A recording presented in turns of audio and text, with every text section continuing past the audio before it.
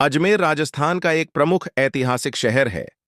आज यह धार्मिक और पर्यटन का एक बड़ा केंद्र माना जाता है। लेकिन अजमेर की शुरुआत एक धार्मिक नगर के रूप में नहीं हुई थी। इस शहर का इतिहास युद्धों, राजाओं और सत्ता के बदलाव से जुड़ा हुआ है।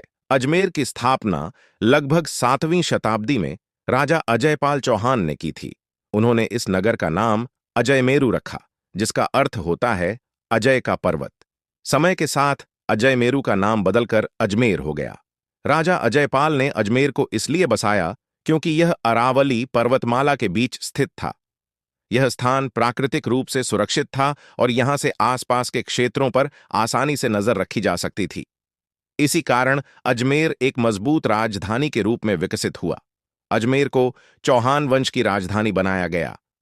यहीं से चौहान राजाओं ने अपना शासन चलाया। अजमेर के पास स्थित तारागढ़ किला इसी काल में बनाया गया, जो नगर की सुरक्षा का मुख्य केंद्र था। समय के साथ अजमेर व्यापार का भी एक महत्वपूर्ण केंद्र बन गया। उत्तर भारत और गुजरात को जोड़ने वाले व्यापारिक मार्ग अजमेर से होकर गुजरते थे। इस कारण यहां बाजार, सराय और नई बस्तियां विकसित होने लगीं। 12वीं शताब्दी में अजमेर का सबसे प्रसिद्ध शासक पृथ्वीराज चौहान हुआ। उनके शासनकाल में अजमेर राजनीतिक और सैन्य दृष्टि से बहुत शक्तिशाली बन गया। यह नगर राजपूत शक्ति का प्रमुख केंद्र बन चुका था। 1192 ईस्वी में तराइन के युद्ध के बाद अजमेर पर मोहम्मद गौरी का अधिकार हो गया। इसके बाद अजमेर का शासन कई शासकों के हाथों में गया। दिल्ली सल्तनत और बाद में मुगल शासकों ने इस नगर पर शासन किया। मुगल काल में अजमेर को एक नई पहचान मिली।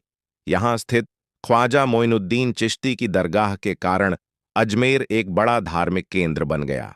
मुगल सम्राट अकबर भी कई बार यहां ज़ियारत के लिए आए।